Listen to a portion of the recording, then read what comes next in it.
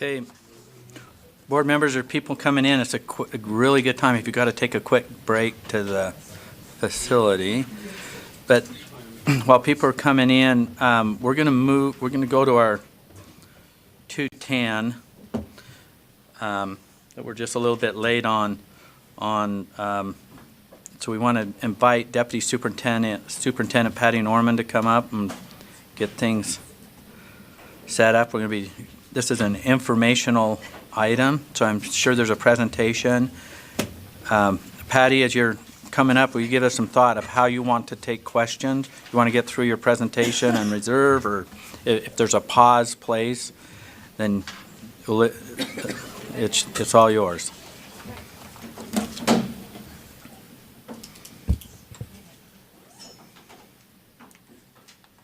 And get you to turn your mic's on, and then we'll be ready. Well, you're still booting up your PowerPoint, aren't you? Yeah, we're just kind of.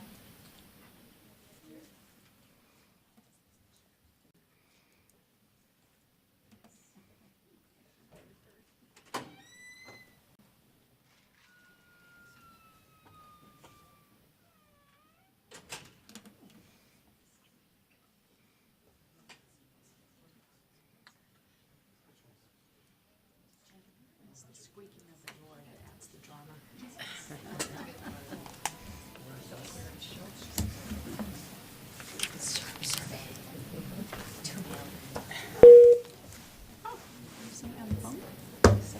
Who'd be calling in?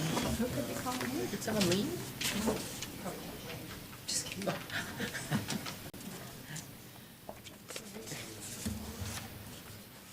That was weird.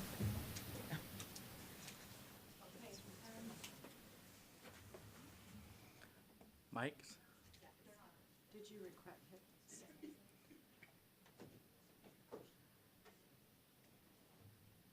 They're not working?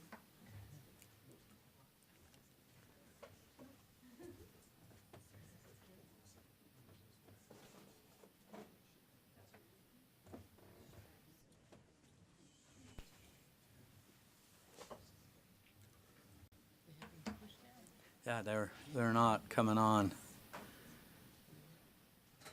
Nada.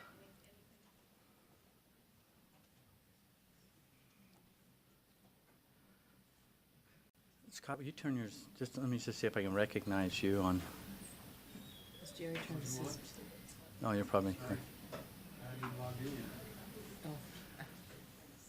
Elisa, will you turn your mic to? I'm just curious to see if it'll come on. How much is it? No. I see Scott on mine. Can you see Jesse Scott on mine? Yeah, but I'm not Do you see me? I'm not seeing anything. Park Okay. blocking so I can't talk. I'm seeing him on this. It shows me on there. Now all of us are off. You want some See of how us this on? says all requests off? I just turned on. Well, Oh, it shows that you've got 3 requests, so click that. Okay, there they are. so it's gone to someplace. Okay. Okay. So we've got it up now if everybody wants to turn their mics off except those two. Okay.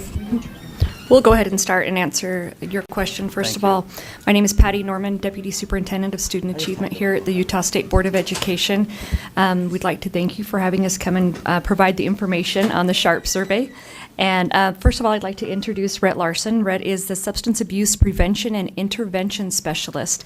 And Rhett will be providing our presentation for the informational piece. And then we'll also be calling up to the table Craig Povey from the Department of Substance Abuse and Mental Health, and he's the Prevention Administrator.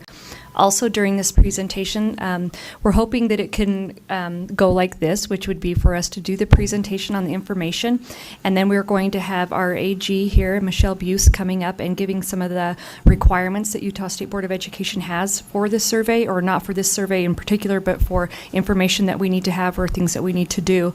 And then we will have questions that Craig Povey can answer, or that we can answer collectively together. So at this time, would you like for us to have questions answered at the end? Would that be a good idea? I think that'd be appropriate. Okay, so we'll go ahead and get started. Okay, wonderful. Can you hear me okay? All right.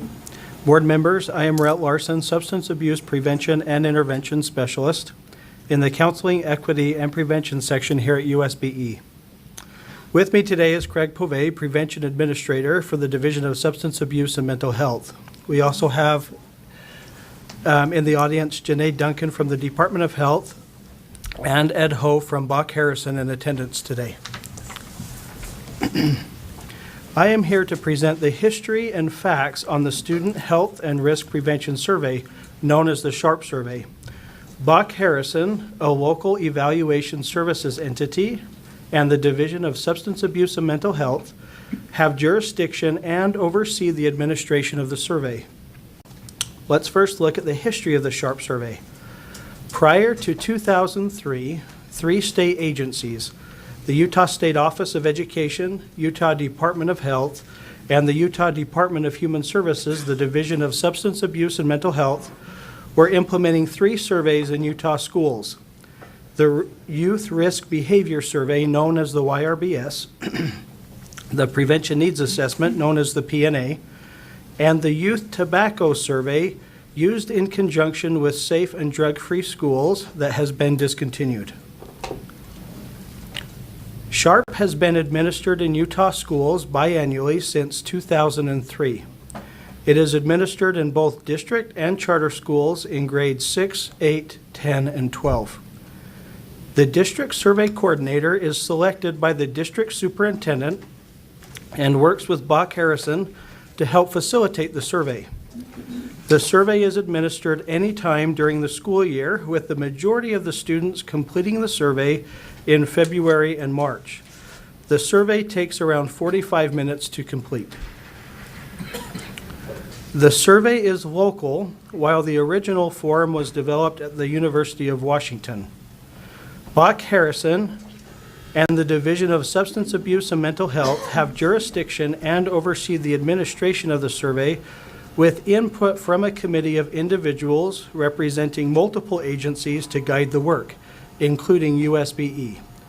Questions on the survey are re-evaluated every 2 years.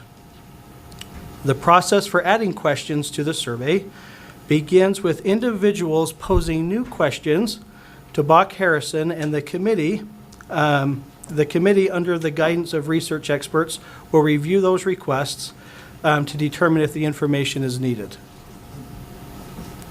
The former substance abuse prevention specialist for USBE was the only individual at USBE working in the field of prevention, and was the individual representing the board on the SHARP Survey Committee. His duties were to ensure the survey was appropriate for students. He also worked with the state superintendent, wherein USBE has been in support of the SHARP Survey. I was hired in June of 2018, wherein I attended the last committee meeting. The 2019 survey accommodated many changes required by USBE. Feedback was given that some questions were leading or presumptive, wherein many phrases like "if ever," "if any," or "have you ever, if so," were added. Language was amended to support the language students might hear. For example, in substance abuse, like the words cannabis, pot, or weed when talking about marijuana. In 2019, we have more traditional LEAs participating than in years past. 97% of our traditional LEAs have opted in to participate in the SHARP survey. Of the 40 traditional LEAs participating in this year's survey, 26 are districts that are small enough wherein they are surveying all even grade students to secure valid information. 12 of the 14 larger districts that traditionally surveyed a minimal sample of only 500 students per surveyed grade have voluntarily chose to survey all students in the even grades. One district has chosen to voluntarily survey all grades 6 through 12. The testing is at no financial cost to the LEA. Utah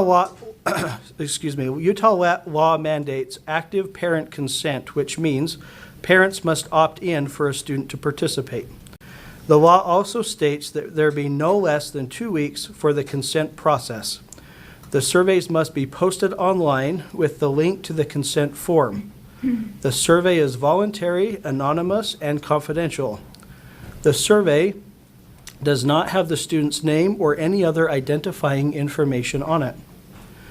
Regional and state level data are made available online.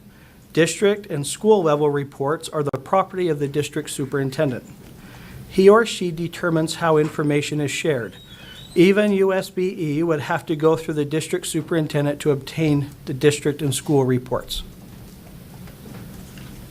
In addition to the Department of Health, the Division of Substance Abuse and Mental Health, and the Utah State Board of Education, this data is used by local health departments, community coalitions, districts, charters, and traditional schools. The data is used for evaluating, planning, preparing, and reporting.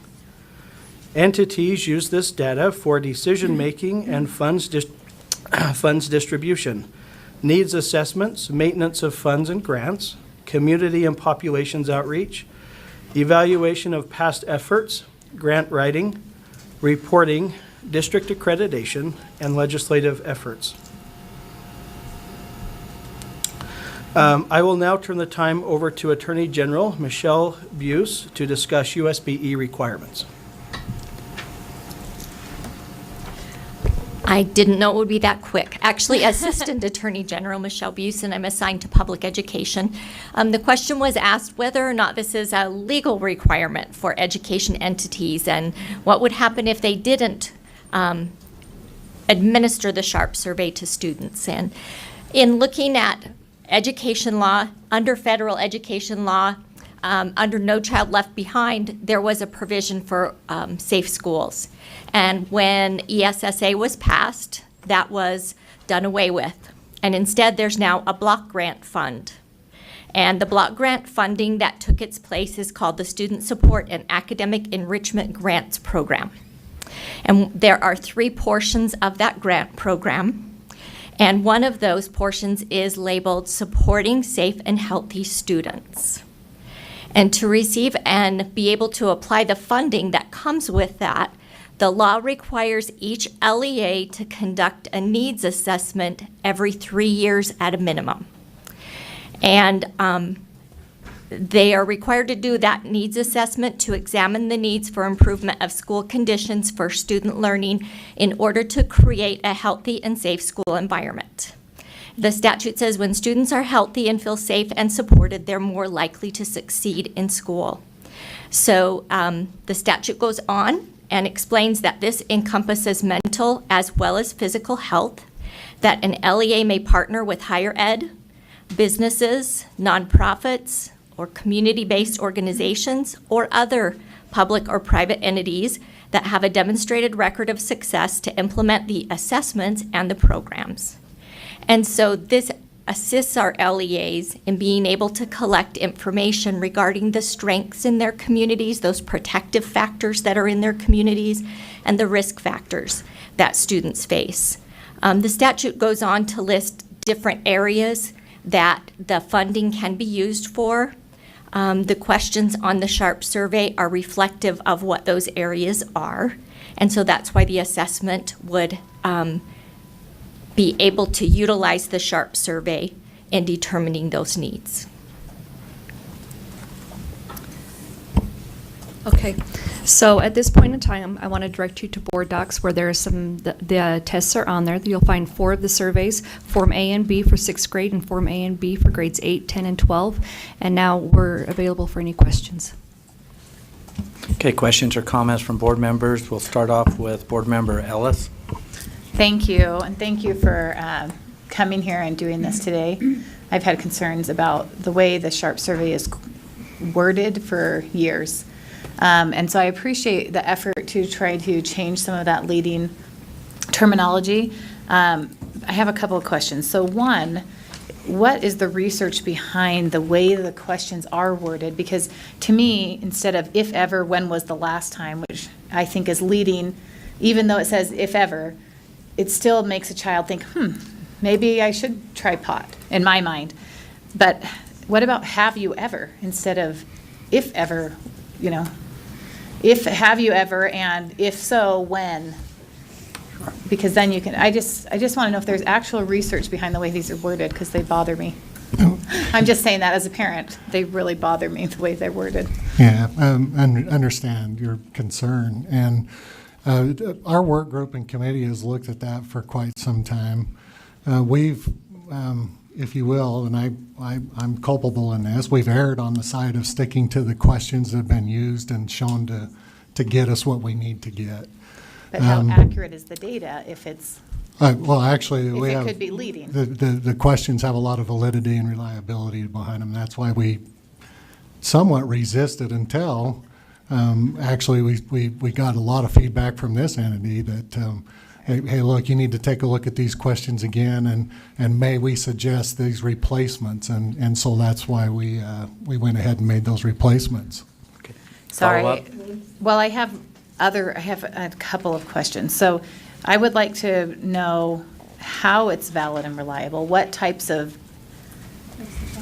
the process to determine that's accurate and reliable? And so that, you can keep that on your mind. But then the other question I have is, a couple years ago, there were some districts that, and I don't know if it's district or statewide, that said, so it's opt-in, but the letter they sent out, if no response, then they'll be automatically opted in. Is that the practice? No, any student to take the survey has to have an A letter. assigned consent Okay. from their parent or And caregiver. are there still incentives being done? Like a few years ago, they were offering pizza parties and gift cards and a couple places. You know, what we have done to administer the survey is have provided incentives to districts and schools for that, for the person that's coordinating the survey. But I for know the that there students? was, I know that there was an issue where somebody didn't follow the rules, or at least allegedly didn't follow the rules. And we're providing some incentives for students to take the survey, and that's absolutely not the rule that we have. Thank you. So the valid and reliable. The valid and reliability, so the questions have been tested for, actually started back in the 80s, to see if the questions were getting at what the people were looking for. So, in fact, Utah was one of the test states from the National Institute of Drug Abuse sponsored research that took place to find out if these questions were doing what they needed to do. And so the prevention needs assessment is the common term that was used, or the common survey that was used and tested through all those years. Okay, I don't feel like that tells me that it's valid and reliable. If it gets at what they were looking for, maybe the questions are leading to what they think they need to see. And so I would like to see a more substantive, valid and reliable, anyway. Yeah, and we could pull together all kinds of information for you. That would be, yeah, the you other don't have thing to do it to- on the spot, but just. Yeah, and thank you for that. But the other thing to keep in mind too is that since the survey has been given, we've seen the decrease in the very things that we're looking at. And so, just on the surface of that, it says, well, obviously we're not enhancing people's desire or wanting to get involved in drugs, or we would see an increase in those substances. Okay. Board Member Lisa Cummins. Thank you, Chair. Thank you for coming. I appreciate it. We've got lots of questions. If I may, I have at least 3, if I could. Okay, let's go with 3 and then Okay. you can save those others. One, Michelle, if I could have you come back up specifically, what areas within the ESSA specifically talk about and that they've asked to address within the ESSA? This is the list that's in the statute: drug and violence prevention, prevention of and cessation of alcohol, tobacco, marijuana, smokeless tobacco, and electronic cigarettes, school-based mental health services, early identification of mental health symptoms, healthy active lifestyles and nutrition, disease management, bullying and harassment, relationship building skills, recognition and prevention of coercion, violence, or abuse, including dating violence for high school age students, domestic abuse, stalking, sexual violence, and harassment. It's extremely broad, and it's up to the LEA Okay. to decide which things they really have an issue with and which things they don't really need to address in their community. So there's So would it be the LEA or more. for the state? it's the LEA who decides what their issues are based on their needs assessment. Okay. Okay. And this survey is only part of a needs assessment. A survey is one of the components of a needs assessment. It doesn't fulfill a needs assessment all in and of itself. Okay, could you send me that information? Sure, I'd be Thank happy you. to. My next question, I understand that when the board signed off on the, this year's survey, that we had pre-approved an assessment or a survey to go out, but then the survey that went out had different questions on it, and it was worded differently. Can you address any of that? Yeah, I'm not aware of how that timeline that you're describing took place. I think we were actually delayed any kind of letters going out describing the survey until we had the signatures on there that we were looking for. So Superintendent Dixon, can you answer that question or add? Yeah, I to think maybe- Board Member Cummins is referring to the gender questions at the beginning. And when we brought this to the board, the gender questions at the beginning said male, female, or other. And then they got changed to man, boy, woman, girl. There was just some really confusing language that was not there back when we originally brought this to the board. The changes that the board asked for, you've already addressed, and those were the elements of leading questions in the back, making it more prominent that, we haven't tried these things. So it was that initial beginning, and quite frankly, there was some confusion about where those changes came from. Everybody was kind of pointing fingers, and nobody really seemed to know how it got to that place. So I think that's what Board Member Cummins is referring to, and you can shake your head if no, but I Yes, think that's what you're yes, referring to. yes. Yeah, well, let me get back to you. The confusion that I recall off the top of my head is that the questions that were approved, I think, were man and woman. And somebody brought to the attention that might be confusing for a eighth grader or whatever to answer that question, so they Why would added that the be boy dash confusing? girl. And I don't know that I would have voted for that myself, but I'm just telling you that. Sixth grade says male, female. Yeah, sixth grade says, I'm pretty sure they aren't Yeah. confused. No, I'll have to get back to you. Okay, well, let's I'm be not really sure specific exactly. with the questions, and if you can't answer them, then say you can't. This isn't a Okay, the time for debate, or one- we just want clear answers Yeah. or Apologize. assumptions. So my third conclusion is I've had parents tell me their kids go and take this survey and they just randomly circle. Now, when you say this is pretty accurate survey and kids are just goofing off on it, just like we've heard about the RISE, they don't care, right? It's just Yeah. time to not think in this Yeah. classroom. So how do you know that it's a valid response? Well, from 2003 to now, you'll see very, you can look at the trend data and see that if there are these anomalies that are taking place, that would show up in the trend data. Also, there is a process that takes place every time that the survey is administered, including questions that are on the survey that if somebody answered, we would know they were lying. So that's part of the reliability tests that have taken place. So in other words, Well, if it's anonymous, how would you know they're lying? I'm not saying that you are lying. I'm just saying that this particular response right here Right. indicates that there's somebody's been lying on it, and so we throw that out. That's not part of the. You throw the the whole survey out? Then we throw the whole survey out. There's drugs on there that don't exist. If somebody says they've taken enough drugs that would actually kill them, we know that they're lying. Well, that's obvious. Yeah. There's other indicators on there that our survey contractor uses to determine if they're hitting the threshold of being lying, and they throw those out. They're not part of it. Okay. I've just had parents very concerned that this is more of a grooming mentality, and so they're just very concerned. Maybe if you have more education out there for the parents to know what's going on. Yeah, thank you. Board Member Gravitt? Well, first of all, I have to say my counselor at my school came to me a couple of months ago, and there was a letter from you all saying I had been randomly chosen to give the SHARP survey, so thank you very much. Appreciate that. Thank you so much for your presentation and for the answering the questions. I'm just wondering, and maybe you said this, but about how much money is given to schools as a result of the data? Do we know, like, about how much money do schools get? A little, a lot. I know the example right off the Okay. top of my head. When I first started working at the state, so that'd have been about 2003.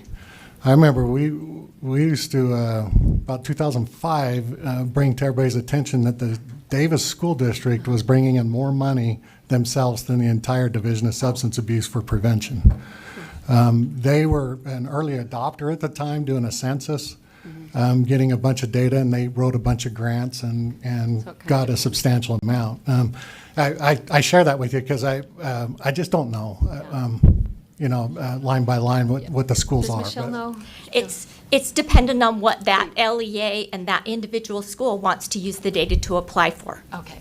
So they can use that data to apply for a bullying grant, or they could use that data to apply for a grant for whatever they see the needs in their area are for, plus the money that I talked about in the block grant is distributed on the same basis as the Title I funds are. So it just depends on what they want to use that So it's pretty to apply broad, for. like school nurse Absolutely. consultant or tobacco Yes, if prevention they or find that conferences. there are Okay. physical health needs that they might apply for a grant regarding the school nursing services. Okay, Or thank you. So it just depends on what the school wants to use it for. Board Member Earl? Thank you. I do have a few questions. So I do have concerns over the first two questions that are asked this year. I think those came out of the suicide prevention. I tried to track down exactly who put those questions on and such.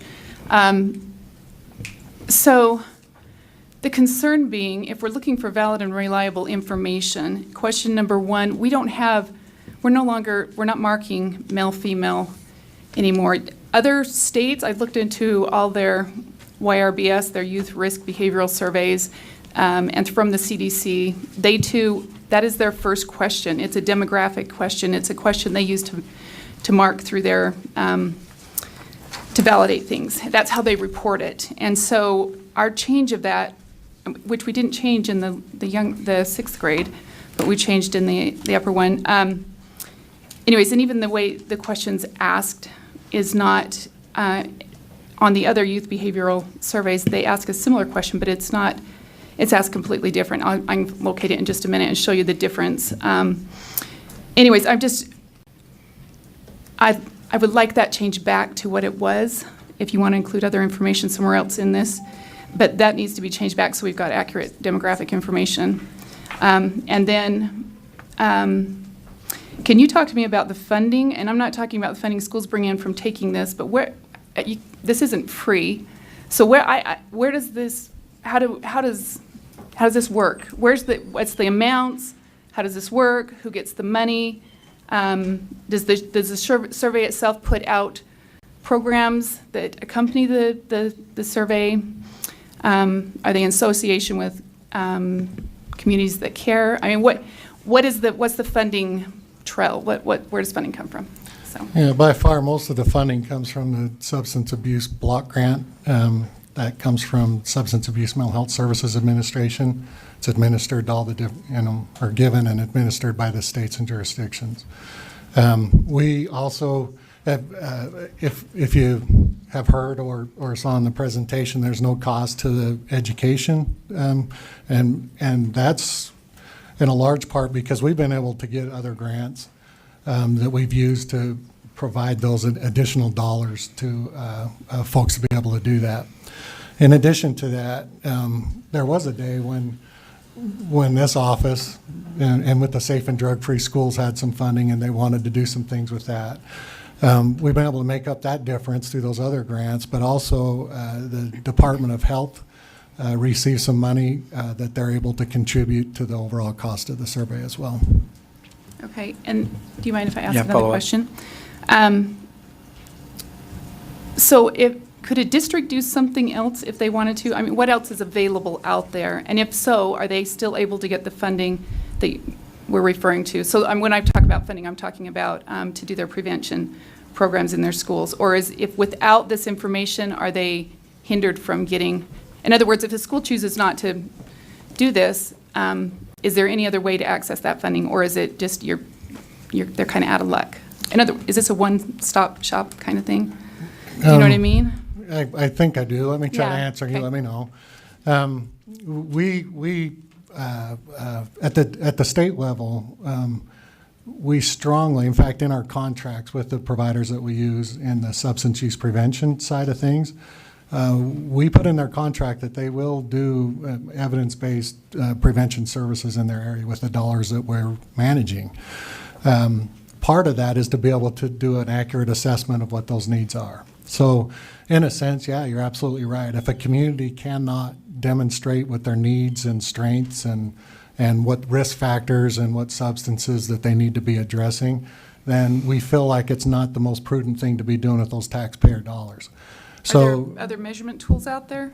yeah, in fact, there's been some areas that have not only used SHARP, but they look at other data sets as well. One area in JUAB as an example that didn't do the survey for quite a while, our folks were out there doing, our folks being the prevention system was out there doing whatever they could to try to figure out what those needs might be for that community. While they were able to determine a lot, they still missed the meat of what that survey does, and that's those risk factors so they can intervene early. Okay. And then there is one other question. I'm not finding it. I've read probably 40 different surveys from different states. I'm not finding, the other one is a religious question. I didn't find any state that had that. Which I'm just wondering if there's a reason why that's on there and what the rationale is. Religiosity is shown, it doesn't matter what religion, by the way, but just the term religiosity and how that's played out in what we call the item dictionary, but has shown to be a protective factor. And I think, if I recall, I don't know that we've asked that every administration. We may have. I think it's on A and B. It's question 117. It asks specific religions, not just necessarily. That's why I was just wondering, not just are you, associated, so differentiating. That's why I was wondering. Is this a question that we can get an answer back? Is it frequent, or is it? Yeah, maybe just help me with that specific question. Why is it on there, or why is it differentiated? Or I can see from the CDC that all their other questions have some kind of a research basis for them. You can go in and actually see the rationale behind them. So that's what I'm asking here, where this isn't on any of the others. It's not on the CDC. I'm wondering what the rationale is and how it's used. Yeah, that kind of a thing. I'll get back to you on that. Okay. You have that, Ms. Lorraine? Okay, thank you. Board Member Ellis. Okay. Somebody else have another question or comment? Oh, speak of Ms. Board Member Ellis, you're up. I'm sorry, my kids called, I don't remember. Okay. You remember your kids, though. That's what's important. Okay. Board Member Davis. I'm sorry if you... Here, I tried it again there. Sorry if you answered this already, but we were just talking here wondering, why does it have to have USBE on it? If the districts are choosing if they want to do this to get the funding or not, I mean, I've gotten calls too. I'm like, if you don't want your kid to take it, don't take it.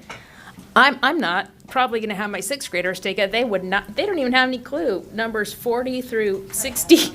It's like a whole nother language for them. I'm like, let me teach you this language, and then you might be able to answer these questions. They'd be like, I have no clue what half of those things mean. But it's not because, I just think they won't understand half the questions for 45 minutes. But why do we have to have USBE on it at all? Why can't the district just say, here's a survey we're giving. Parents, give your consent if you want, don't if you don't, or a charter. Is there something in policy that says our name has to be on it? Yeah, I don't know if I'm best to answer this, but I know that it's been addressed as far as what the legal ramifications would be. I can tell you that, having a united front that's looking at the health concerns and trying to build communities that support schools and having healthy kids, it's been very, very helpful and useful to have the Board of Education sign on and be a partner in this. I was going to say, in my opinion, if you want to know that, I can share it with you. Well, I mean, just when the district board member's calling me angry, I'm like, I don't know why we're making you do that. I don't know, I guess I'm just asking. Superintendent Dixon, can you maybe help answer that question, please? Yes, Or I'd be comment? happy to. Boards in the past have supported the SHARP survey. It comes around every 2 years, and our office actually does use some of the information on there, the prevention information that is gathered, to then determine how we adjust our programs that are statutory in nature. The letter that goes out with our name on it does not dictate, nor does it require anything. It just basically says that how this office uses it, provides a link where they can see the survey, gives names of who they can contact for more information. So in other words, we put out a letter with, my name is actually on that letter. That's why we bring it to you to approve it, because it's on board letterhead. And it basically says that we support the SHARP survey in connection with Department of Health Services and Department of Substance Abuse and Mental Health, and that this is a cooperative effort to gather information that can help us make adjustments to our program. So that's how it's been dealt with in the past. We've also been able to be at the table to give input on questions, and this board in particular, when it came forward about a year ago, I think, and we started seeing the questions, then we gave some input. I do want to make one correction, if I may, Mr. Chair. You bet. I know that Board Member Earl mentioned that the gender questions came from the Suicide Prevention Task Force. I sit on that task force at your behest, and we did ask for there was consensus that a gender issue should be asked in terms of looking at, for example, is there a higher incidence of males using marijuana, for example, or you can be able to trail it that way. We did not, in any way, shape, or form, and you can see the documentation, ask for it to be worded in any certain way. It was just to make sure that there was at least a gender question on there. So I wanted to just clarify that. So do you have a Pardon? follow-up or anything, Cindy, on this? So, No, that's actually really helpful. Thank you to know just kind of how some tangibles of how the data is being used and things like that. I mean. Okay. Board Member Ellis. Thank you. I still don't remember what my light was on before, but I have some additional things. So I would just throw caution, this type of caution to the idea that if you don't support this survey or something similar to it, that means you don't want a healthy community. For me, it comes down to the proper role of government often, and things that belong in the home versus government push. And so I would just throw caution, because it gets sitting on the other end of that, and people suggesting that if you don't do A, B, or C, then that means you don't like kids or you don't like something. So I would just use caution when you say things like that we support healthy communities, because I do support healthy communities, although I do have concerns with this. But my question would be, in the future, because when this came to us before and we gave input, I don't recall having specific questions or a draft. And so I would prefer, if we're going to put our stamp of approval on it, that we see the final draft prior to that ever happening or being sent out to the community, so that we don't run into a situation like this where it has our approval on it and there's some things in there that are concerning. Okay. Board Member Linda Hansen. So LEAs can choose not to do this. And I've been to a board meeting for one of my LEAs twice where they've declined. I felt like the person who was trying to convince them was trying to, was doing a good job giving his view, but then they gave their viewpoint too. So I didn't feel like they were being pressured or anything into doing it. It's just their choice not to do it in their district. So as far as I could see from my personal experiences, I think it's been pretty fair as far as LEAs opting in and opting out. Board Member Jenny Earl. Yeah, here's the two questions, just so you can see the difference. This one's coming from, this is Nevada. Same they're siblings. They're the same, almost the same questions they have, but there's just a small variety. Our question number 1 reads, thinking about your gender, which of the following best describes you? Woman, girl, man, boy, transgender, or other? This is Nevada's question, kind of along the same lines. It says, some people describe themselves as transgender when their sex at birth doesn't match the way they think or feel about their gender. Are you transgender? And then it gives 4 options there, not understanding the question, or anyways.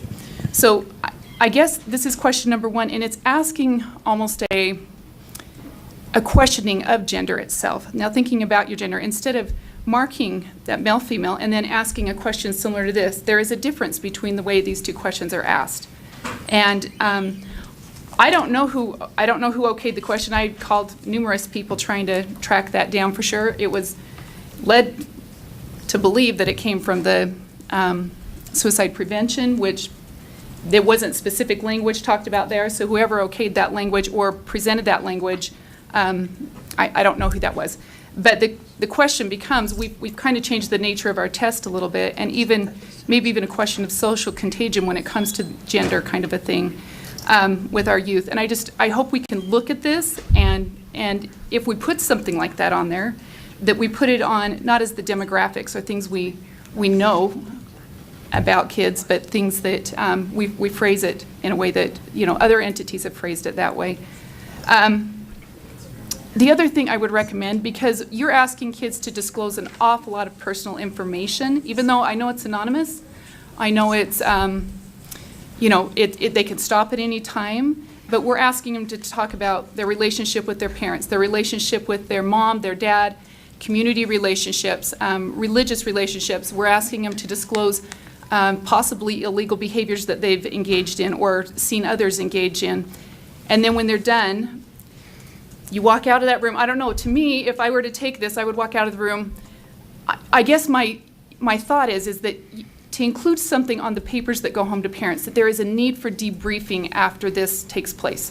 That a parent needs to engage in some kind of a debrief element, because when a child, even though it's anonymous, and we keep thinking, well, that makes it okay, but it's anonymous, and when you're looking at all that information and you're disclosing that in some way, then you're still giving that out. Does that make sense, even though it's anonymous? And so there needs to be that element of dialogue that takes place, preferably with an adult, with a parent, and said, well, how did that go? That kind of thing. So the child can say, well, I didn't understand this or that, or you know what I mean? So anyways, I would just encourage that on your paperwork, that there's a very simple phrase, parents, we encourage X, Y, and Z to take place so that youth can debrief on this.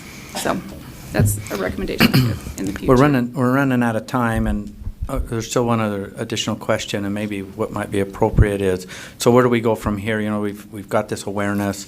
This is an informational item. There's some feedback on quality of questions, quantity, whether students can comprehend them or not. So I guess we're getting close to a kind of a closing thing, and I'm kind of anxious to see what's next. And is there an environment for board members as they have other questions on this, that we do have a process that says I have a question, where when the question gets asked, all of the board members get to receive the benefit of the answer.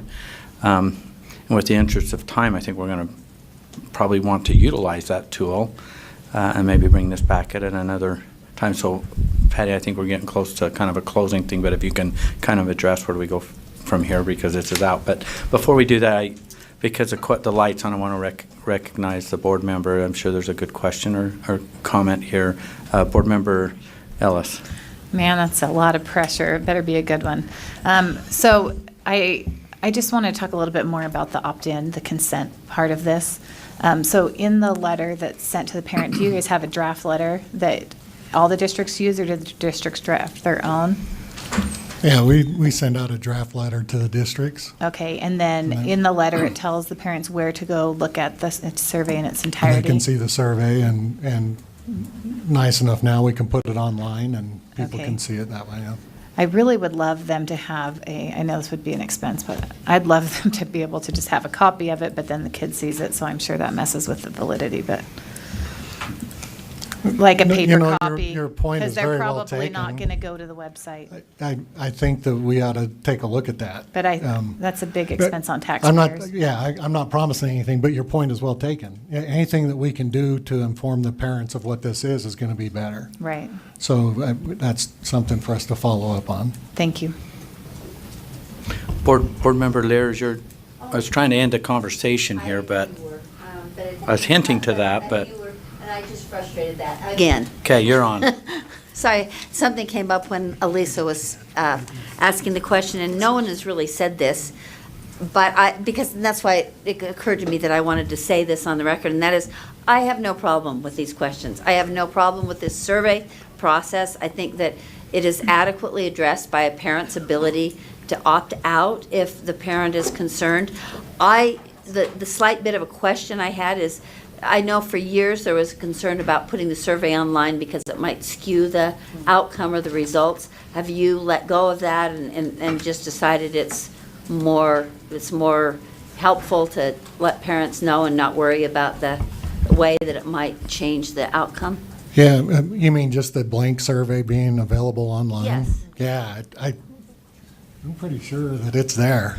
Yeah, well, it is. It's available. It is, and so, you just decided it doesn't matter? Well, we're looking at what other states have done, and also just the fact that has been brought to our attention, and I, can see the benefit of that is that a parent has the right to know what that is.